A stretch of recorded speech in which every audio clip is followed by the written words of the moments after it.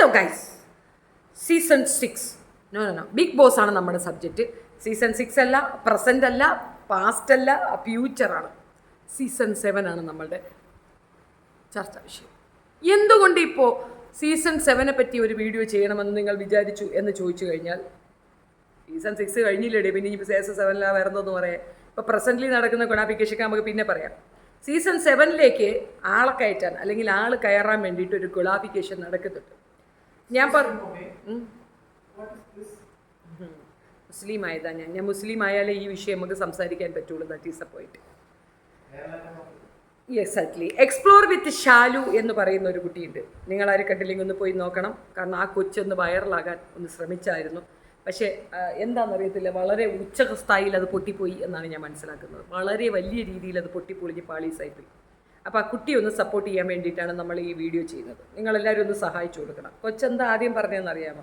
Plan ചെയ്തത് season 7 പോകാനുള്ളതിന് വേണ്ടിയിട്ട് ആദ്യം വൈറലാക്കുക. അപ്പോൾ അതിന് വേണ്ടിയിട്ട് DNA എന്ന് പറയുന്ന ഒരു സിനിമയുടെ പ്രൊമോഷനോടനുബന്ധിച്ചിട്ടുള്ള ഒരു ഇൻ്റർവ്യൂ എടുക്കാനായിട്ട് പുള്ളിക്കാരത്തെ നിർദ്ദേശിക്കുന്നു. ഇൻ്റർവ്യൂവിൽ തന്തയ്ക്ക് പറക്കാഴിക ചോദിക്കുക. ആ ചോദ്യത്തിൽ എന്തായാലും അവർ പ്രൊവോക്കാകും, അത് വൈറലാകും. രണ്ടാണ് ലാഭം. ഒന്ന്, സിനിമയുടെ പ്രൊമോഷൻ ഒന്ന് കൂടും. ഇങ്ങനെ ഒരു സാധനം പറഞ്ഞു വന്നു. സിനിമയുടെ പ്രൊമോഷൻ കൂടാനാണെങ്കിൽ സിനിമയ്ക്കകത്തുള്ളൊരു വിഷയത്തിന് ചർച്ചാ വിഷയമാക്കിയാൽ മാത്രമേ പ്രൊമോഷൻ കൂടുകയുള്ളൂ. അതായത് നമ്മളെല്ലാ സിനിമയുണ്ടല്ലോ, കാവി ജെട്ടിയിട്ടതിന് വഴക്കുണ്ടാക്കിയ സിനിമ, നമ്മുടെ ഷാരൂഖ് ഖാൻ്റെ ആ സിനിമ, അതാണെങ്കിൽ അത് വൈറലാവും. കാരണം അതിനകത്ത് എന്താ കാവി ജെട്ടിയാണോ അല്ലയോ എന്ന് അറിയാൻ വേണ്ടിയിട്ട് ആളുകൾ അത് കാണാൻ പോകും. ഇതല്ല, സിനിമയെ പറ്റിയുള്ള ഒരു സാധനമല്ല. സിനിമയിൽ അഭിനയിച്ച നടിയോട് ഈ പെങ്കൊച്ച് ചോദിക്കുന്ന ചോദ്യമാണ്, നിങ്ങൾ കിടന്നു കൊടുത്തിട്ടാണോ കാശുണ്ടാക്കിയത് എന്ന്. ചേടാ, പാവം കൊച്ച് ഐസായി അന്തം വിട്ടങ്ങ് ഇരുന്നു പോയി. ചിലപ്പോൾ പ്ലാനഡ് ആയിരിക്കാം, പ്രീ പ്ലാനഡ് ആയിരിക്കാം. ഈ പെങ്കൊച്ച് ഇത് അറിഞ്ഞിട്ടുണ്ടാവില്ല എന്ന് അവളുടെ ഒരു എക്സ്പ്രഷനിൽ നിന്ന് മനസ്സിലാവുന്നുണ്ട്. ഈ ചോദ്യം ചോദിക്കുന്നതുകൊണ്ടുള്ള ലാഭം എന്തെന്ന് പറഞ്ഞു കഴിഞ്ഞാൽ എല്ലാവരും കയറി അതങ്ങ് ഏറ്റെടുക്കും. ഒരു പെൺകുട്ടിയോട് ഇങ്ങനെ ചോദിച്ചോ നീ? ശരിയായ ധർമ്മമല്ല. പിന്നെ വേറെ കുറച്ച് യൂട്യൂബേഴ്സ് എടുത്തു വെച്ചിട്ട് പറയും, കണ്ടോ അഖിൽ മാരർ പറഞ്ഞതിൻ്റെ ആഫ്റ്റർ എഫക്റ്റാണ്. ഇങ്ങനെ പല പെൺകുട്ടികളെയും പബ്ലിക്കിൽ ചോദിക്കാനും തക്കവണ്ണമുള്ള ഒരു സാധനം പൊതുസമൂഹത്തിന് എറിഞ്ഞുകൊടുത്തു അഖിൽ മാരാർ. ഈ രീതിയിലും ഈ ടോപ്പിക്ക് വരാം. അപ്പം ഈ രീതിയിലും ആ രീതിയിലും ഒക്കെ വരാൻ ചാൻസ് ഉള്ള ഒരു സംഗതി പുള്ളിക്കാരത്തി പറഞ്ഞിട്ട് വൈറലായില്ല ഗോയ്സ്. പുള്ളിക്കാരത്തി പറഞ്ഞ സാധനം എന്താണെന്ന് ഞാൻ നിങ്ങളെ കേൾപ്പിക്കാം. ആ സാധനം വയറ്റിലായില്ല പിള്ളേരെ, വയറ്റിലായില്ല.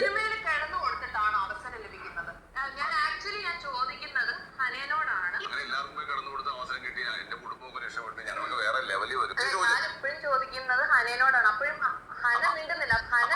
അപ്പൊ ഞാൻ ചോദിക്കുന്നത്, ഹന അങ്ങനെ കിടന്നു കൊടുത്തിട്ടാണോ സിനിമയിൽ ചാൻസ് കിട്ടി? ഞാൻ അങ്ങനെയല്ല, ഞാൻ ഒരിക്കലും അങ്ങനെയല്ല. ഞാൻ അങ്ങനെ കിടന്നു കൊടുത്തിട്ടുമല്ല. എനിക്ക് ഇതുവരെ ഞാൻ സിനിമയിൽ അഭിനയിച്ചിട്ടുമില്ല. സിനിമയിലൊക്കെ അഭിനയിച്ച ആളാണ്. അപ്പൊ ഈ ഒരു ഫീൽഡിൽ നിൽക്കുമ്പോൾ ഇതിനെപ്പറ്റി അറിയാൻ വേണ്ടിയാണ് ചോദിക്കുന്നത്. റീച്ച് കൂടാൻ ചോദ്യങ്ങളാണെങ്കിൽ എനിക്ക് നല്ല മറുപടി പറയാം. ഞാൻ തിരിച്ചു ചോദിച്ചാൽ ഹൗ വിൽ യു ഫീൽ? ഞാൻ തിരിച്ചു നല്ലോണം റിയാക്ട് ചെയ്യും. കിടന്നു കൊടുത്തിട്ടാണോ സിനിമയിൽ അഭിനയിച്ചത്? എന്ത് വൃത്തിയുടെ ചോദ്യമാണ് ചോദിക്കുന്നത്? ഒരു പെൺകുട്ടിയാണ് ചോദിക്കുന്നത്. ഒരു ആങ്കറാണ്. ഷാരു ചോദിച്ചിരുന്ന ചോദ്യം ഏറ്റവും ഇൻഅപ്രോപ്രിയേറ്റ് ആണ്, ചോദിക്കാൻ പാടാത്തൊരു ചോദ്യമാണ്. ഹന മിണ്ടാതിരുന്നോണ്ടാണ് ഞാൻ ചോദിച്ചത്.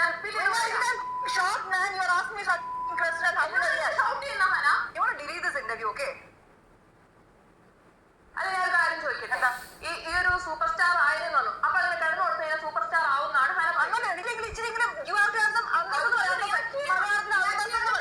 ഇൻഡിപെൻഡന്റ് വുമണാന്ന് പറഞ്ഞിട്ട് ഒരു കാര്യമില്ല. വേൾഡ് വുമണാന്ന് പറഞ്ഞിട്ട് ഒരു കാര്യമില്ല. ഒരിക്കലും ഞാൻ ഇൻഡിപെൻഡന്റ് വുമണാണ്. ഞാൻ ജീവിക്കുന്നത് എങ്ങനെയാണെന്ന് എനിക്കറിയാം. എന്റെ സാഹചര്യം എങ്ങനെയാണെന്ന് എനിക്കറിയാം. ഞാൻ എങ്ങനെ കഷ്ടപ്പെട്ട് വന്നതാണെന്ന് എനിക്കറിയാം. ഞാൻ എനിക്ക് ആരും മുന്നിൽ കിടന്നു കൊടുത്തിട്ടല്ല വന്നത്. അതിവിടെ ഉറപ്പായിട്ട് പറയാൻ എനിക്ക് ഒരു യാതൊരു കുഴപ്പമില്ല. ഇത്രയും പറഞ്ഞാൽ മതി. അതിന് ഇത്രയും വലിയൊരു ഇഷ്യൂ ആക്കാൻ എന്തിനാണ് ഹന മെയിൽ ഡോമിനേഷനെ സപ്പോർട്ട് ചെയ്യുന്നുണ്ടോ? സപ്പോർട്ട് ചെയ്യുന്നുണ്ടോ? Thank you.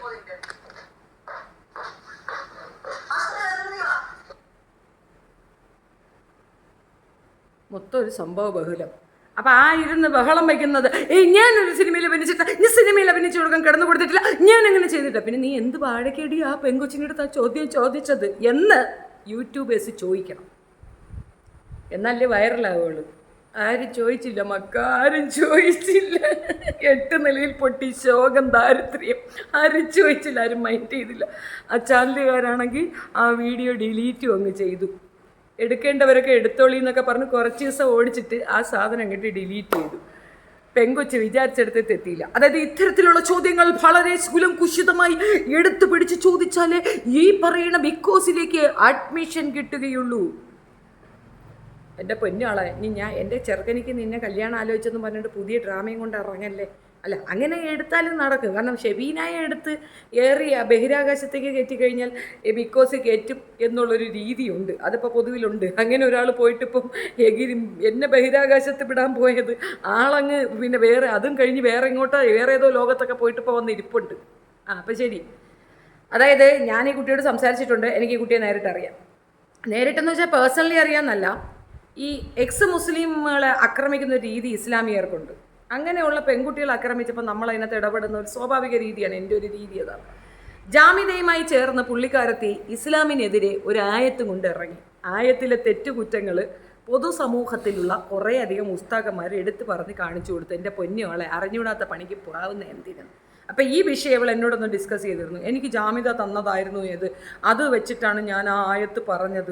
അപ്പോൾ പിന്നെ ജാമിദ തന്നെ അത് തിരുത്തി എൻ്റെ അടുത്ത് തിരിച്ച് പറഞ്ഞ് അങ്ങനെ അല്ല ഇങ്ങനെ. അതായത് പ്രശ്നം എത്രയേ ഉള്ളൂ, ജാമിദ ടീച്ചറാണ് ഈ ഫീൽഡിലെ മാസ്റ്റർ എന്ന് കാണിക്കാൻ വേണ്ടിയിട്ട് ജാമിദ കാണിച്ചൊരു കുൽസിതമാണ്. ഈ പെങ്കൊച്ചിൻ്റെ കയ്യിലേക്ക് ഒരു ആയത്ത് കൊടുക്കുന്നു, നീ ഇത് പറയാൻ പറയുന്നു. ഈ കൊച്ചത് പറയുന്നു, പറഞ്ഞതിൽ തെറ്റ് വരുന്നു. കാരണം ഇത് പഠിച്ചവർ പറയാതെ വല്ലാത്തവർ കേട്ട് പറയുന്നവർ പറഞ്ഞു കഴിഞ്ഞാൽ പ്രശ്നം വരും. തെറ്റ് വന്നപ്പം ആ പെങ്കൊച്ചിനെ കൊണ്ട് അത് തിരുത്തിക്കുന്നതിന് പകരം പുള്ളിക്കാരത്തെ എടുത്തു വെച്ചങ്ങ് തിരുത്തുകയാണ്. അപ്പം എന്തായി, നാം പണ്ഡിതയാണ്, ഇങ്ങനെ വരുന്ന പെണ്ണുങ്ങളെപ്പോലും ഒരു കുന്തവും അറിയത്തില്ല, പക്ഷെ ഞാനാണ് ഈ ഫീൽഡിലെ ടപ്പ് എന്ന് കാണിക്കാനാണ് ജാമിദ അത് കാണിച്ചത്. അതിൽ ആർക്ക് കിണ്ടി പറ്റി? ഈ പെങ്കൊച്ചിന് കിണ്ടി പറ്റി. ഇതിൻ്റെ എഡ്യൂക്കേഷനോ ക്വാളിഫിക്കേഷൻ എന്ന് പറഞ്ഞാൽ PG കഴിഞ്ഞ കുട്ടിയാണ്. PG എന്ന് പറയുമ്പോൾ ഇംഗ്ലീഷ് ലിറ്ററേച്ചർ PGക്കാരിയാണ്. ഭയങ്കര ടാലൻ്റുള്ള ഗഡിയാണ്. പക്ഷേ ഈ PG വരെ എവിടെ നിന്ന് പഠിച്ചു എന്ന് ചോദിച്ചാൽ ഉമ്മായുടെയും വാപ്പായുടെയും കൂടെ നിന്ന് പഠിച്ചു. ഉമ്മായുടെയും വാപ്പായുടെയും കൂടെ നിന്ന് പഠിച്ച മകൾക്ക് PG പഠിച്ച് ഇറങ്ങുന്നിടം വരെ ഉമ്മായും വാപ്പായും സപ്പോർട്ടായിരുന്നു. PG പഠിച്ച് സർട്ടിഫിക്കറ്റ് കൈ കിട്ടിയപ്പം മാക്ക് മനസ്സിലായി ഉമ്മായും വാപ്പായും ഫ്രോഡാണെന്ന്. അങ്ങനെ ജോഷ് ടാക്ക് എന്ന് പറയുന്ന ഒരു വേദിയിലേക്ക് പോയി ഉമ്മായും വാപ്പായും എടുത്ത് ഉടുക്കുകയാണ്. അതിൻ്റെ കൂടെ വേറൊരു കാര്യം കൂടെ പറയുന്നുണ്ട്, ഉസ്താദ് എന്നെ എന്തോന്നോ ചെയ്തു. ചെറിയ പ്രായത്തിലെ എന്നെ ഉസ്താദ് ചെയ്തു. ഞാൻ വീട്ടിൽ പറഞ്ഞപ്പോൾ എൻ്റെ ഉമ്മ ഉസ്താദിന് സപ്പോർട്ട് പറഞ്ഞു എന്ന ടൈമിലാണ് പുള്ളിക്കാരത്തി ഇത് അവതരിപ്പിച്ചിട്ടുണ്ട്. എസൻസിൻ്റെ എല്ലാ മീറ്റിങ്ങിലും ഒക്കെ പോകാറുണ്ട്. അവിടെയൊക്കെ പോയിരുന്ന വിടുവായത്തരത്തിൻ്റെ ഉസ്താദിനെയാണ്. സംഭരണം എന്തെന്ന് ചോദിച്ചാൽ മതി, തപ്പപ്പ അടിക്കുന്നതാണ്. 11% എന്നുള്ളതൊക്കെ വേറെ ഏതോ ലെവലിലേക്കാണ് പുള്ളിക്കാരത്തി പറഞ്ഞത്. ഇതിനെയൊക്കെ കുറിച്ച് ഞാൻ കുറേ വീഡിയോ ചെയ്തിട്ടുണ്ടായിരുന്നു. ഈ ഗ്രൂപ്പ് കളിയിൽ ഇവളൊരു പാർട്ടിസിപ്പേറ്റ് ആയതുകൊണ്ടാണ് ഇതിപ്പോൾ എടുത്തു പറയേണ്ടി വരുന്നത്. അപ്പം ഞാൻ ചോദിച്ചൊരു ചോദ്യം ഉണ്ടായിരുന്നു, 8ാം ക്ലാസ്സിലും 9ാം ക്ലാസ്സിലും ഒക്കെ നിന്നെ ഒരാൾ പീഡിപ്പിച്ചിട്ടുണ്ടെങ്കിൽ ഓരോ ജമാഅത്തിലും ഇന്ന ഏജിന് ആ ഏജ് കൺസേൺ ചെയ്ത ആ ഇയറിൽ ആരാണ് അവിടെ ഉണ്ടായിരുന്ന ഉസ്താദെന്ന് അറിയാൻ ഇപ്പോഴത്തെ കാലത്ത് ഈസിയാണ്. ഉസ്താദിനെ കൈയോടെ പൊക്കുക, നിയമത്തിൻ്റെ മുമ്പിൽ കൊണ്ടുവരിക. ബാലിയൽ ബലാത്കാരം, അതായത് പോക്സോ ക്രിമിനലാണ്. കൊച്ചിനെ പിടിച്ചു വെച്ചിട്ട് അവളുടെ കൺസെൻറ്റ് ഇല്ലാതെ അവളെ സുനായിൽ തൊടുന്നത്. അപ്പോൾ ഇവൾ പറഞ്ഞൊരു വിവരണം എന്താണെന്ന് പറഞ്ഞു കഴിഞ്ഞാൽ കാല് പൊക്കി നെഞ്ചി ചവിട്ടിയെന്നാണ്. ആ നെഞ്ചിങ്ങനെ തൊടാൻ വേണ്ടിയിട്ട് അയാൾ കൈ ഉപയോഗിക്കാതെ കാല് ഉപയോഗിച്ചു എന്നുള്ളതാണ് അവളുടെ ഒരു കുറ്റച്ചാട്ട്. ഞാനിത് പരാതി കൊടുക്കാത്ത എന്തെന്ന് ചോദിച്ചപ്പോൾ പിന്നെ സ്കൂട്ടായി. പിന്നെ ഇതുവരെ ഉസ്താദിൻ്റെ വിഷയം പറഞ്ഞിട്ടില്ല. അതിൽ പിന്നെ കാണുന്നത് ബിക്കോസ് ടീം, പ്രത്യേകിച്ച് ദിയാസനയെ പോലുള്ളവരുടെ കൂടെ കടന്ന് മെഴുകി കളിക്കുന്നതാണ്. അപ്പോൾ എനിക്ക് ഏകദേശം മനസ്സിലായി ഇനി അടുത്ത ബിഗ് ബോസിലാണ്. ഞാൻ സീസൺ 6 പ്രതീക്ഷിച്ച ആളാണ്. പക്ഷേ സീസൺ 7 മുല്ലപ്പൂവാണ് ഈ മേഡം എന്നുള്ളത് പറയുന്നു. പക്ഷെ എന്താ ചെയ്യുക, അങ്ങോട്ട് വയറ്റിലാക്കാൻ പറ്റുന്നില്ല. അതിന് മാത്രമുള്ള ഒരു ഫോളോവർ ഫെയിം ഉണ്ടോ? അതുമില്ല. ഇനിയിപ്പോൾ എന്തോ ചെയ്യും മല്ലയ്യ. ഇങ്ങനെ എന്തെങ്കിലും കോപ്രായങ്ങൾ കാണിച്ചാലേ പുള്ളിക്കാരത്തെ എടുക്കുകയുള്ളൂ. ഇതാരെങ്കിലും എടുത്തോ? ഒരാളും എടുത്തില്ല. കാരണം റെലവൻ്റായ ഒരു ചോദ്യമോ അതിനെ റിയാക്ട് ചെയ്യുന്ന വിധമോ ഒരു ആങ്കർ ഇതുപോലെ കയർത്ത് കയറുമെന്നോ ഒരിക്കലും ആരും വിശ്വസിക്കത്തില്ല. ഇത് ആർട്ടിക്കുലേറ്റ് ചെയ്തതെന്നും ഡ്രാമയാണെന്നും മനസ്സിലാക്കാൻ പൊടി കുഞ്ഞുങ്ങളുടെ ആവശ്യമേ ഉള്ളൂ. ഇത് ആരും എടുക്കാത്തത് കൊണ്ട്, പ്രത്യേകിച്ച് ആരുടെയും ശ്രദ്ധയിൽപ്പെടാത്തത് കൊണ്ട് പുള്ളിക്കാരത്തി ഒരു വീഡിയോ ഇട്ടിരിക്കുകയാണ്. നിങ്ങൾ ചീത്ത വിളിക്കുന്ന ആ ആങ്കർ ഞാനാണ്. അയ്യോ ഇതാ പോയി. നിങ്ങൾ ചീത്ത വിളിക്കുന്ന ആങ്കർ ആ ഞാനാണെന്ന് ഇവളുടെ ആരാണ്ട് ചോദിച്ച പോലെയാണ്. ക്യാപ്ഷനാണേ, നിങ്ങൾ ചീത്ത വിളിക്കുന്ന ആങ്കർ ഞാനാണെന്ന്. ഇനി നമുക്ക് അതൊന്ന് കേട്ടു വെക്കാം.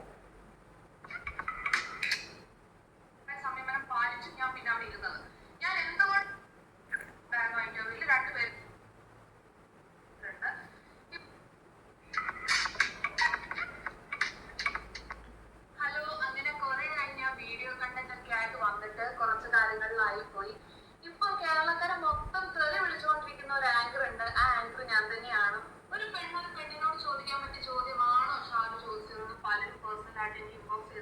വെയിറ്റ് കേരളക്കര മൊത്തം തെറി വിളിച്ചുകൊണ്ടിരിക്കുന്നത് അന്നയാണെന്ന് ആര് പറഞ്ഞു കോയാത്തി? അന്നെ ആര് തെറി വിളിച്ച്? അന്നെ ആരെങ്കിലും എടുത്തതായിട്ട് ഞാൻ കണ്ടില്ല. ഇത്രയും വലിയൊരു കാര്യം നടന്നിട്ടും ആരും ഇത് അറിഞ്ഞില്ലല്ലോ എന്നുള്ളതാണ് എൻ്റെ ചോദ്യം. ഇതെനിക്ക് കൊണ്ടുതന്നത് വൈശാഖ് എന്ന് പറയുന്ന ഒരു യുക്തിവാദിയാണ്. പുള്ളിക്കാരൻ മുമ്പേ തന്നെ എൻ്റെ അടുത്ത് സംസാരിച്ചിട്ടുണ്ട്. പ്രത്യേകിച്ച് പ്രശ്നമൊന്നുമില്ല, ഇവൾക്ക് കുറേ പ്രോബ്ലംസ് ഉണ്ട്, ഇവൾ വീട്ടിൽ നിന്ന് ഔട്ടാക്കപ്പെട്ടു, ആരുമില്ലാതെ ഒറ്റയ്ക്ക് നിൽക്കുന്നു. ഈ പാവപ്പെട്ട കയ്യൻ്റെ കയ്യിൽ നിന്ന് ഒരു 40,000 രൂപ ഇവൾ അടിച്ചു മാറ്റി.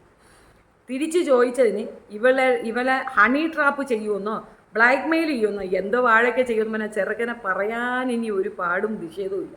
അവൻ ഇപ്പോഴും ഉണ്ട്. അവൻ എവിടെ വേണമെങ്കിൽ ഈ കാര്യം വന്ന് എവിഡൻസ് ഉൾപ്പെടെ തരാനും തയ്യാറാണ്. ഇത്ര നാളെ ഇപ്പോൾ എനിക്കൊന്നൊരു ഓൾമോസ്റ്റ് 2 ഇയേഴ്സോളം ആയി ഇതുവരെ ആ കൊച്ചിൻ്റെ പൈസ കൊടുത്തില്ല. അവൻ കഷ്ടപ്പെട്ട് അന്ന് ഒരു സപ്പോർട്ടിന് വേണ്ടി കൊടുത്ത ക്യാഷാണ്. അത് മാത്രമല്ല അവൻ്റെ അമ്മ ഹോസ്പിറ്റലായപ്പോൾ പണത്തിന് നല്ല ആവശ്യം വന്നപ്പോഴാണ് അവൻ തിരിച്ചു ചോദിച്ചത്. 2000 രൂപയൊക്കെയാണ് ഒരു പ്രാവശ്യം കൊടുത്തത്. മാസം 1000 രൂപ വെച്ച് കൊടുത്ത് തീർത്തോളാം എന്നൊക്കെ പറഞ്ഞ് ഇവനെ അങ്ങ് ഒതുക്കി. 1000 പോയിട്ട് 500 രൂപ വെച്ച് പോലും അത് തിരിച്ചു കൊടുത്തിട്ടില്ല എന്നുള്ളതാണ് ആ പയ്യൻ പറയണത്. അപ്പോൾ അവൻ്റെ പേര് പറഞ്ഞാൽ സോറി, അത് പറയണമെന്ന് തോന്നിയതുകൊണ്ട് മാത്രം പറഞ്ഞത്. ഈ കേരളക്കര എടുത്തു വെച്ച് സംസാരിച്ച് എന്ന് പറയുമ്പോൾ നിങ്ങൾ കേട്ടേനു? ഞാൻ കേട്ടില്ല. ഇപ്പൊ 2 ദിവസങ്ങൾക്ക് മുമ്പേ DNA മൂവിയുടെ പ്രൊമോഷന്റെ ഭാഗമായിട്ട് കോശി എന്ന് പറയുന്ന ആക്ട്രസിനോട് ഞാനൊരു ചോദ്യം ചോദിച്ചു, കിടന്നു കൊടുത്താലാണോ സിനിമയിൽ ചാൻസ് കിട്ടുന്നത് എന്ന്.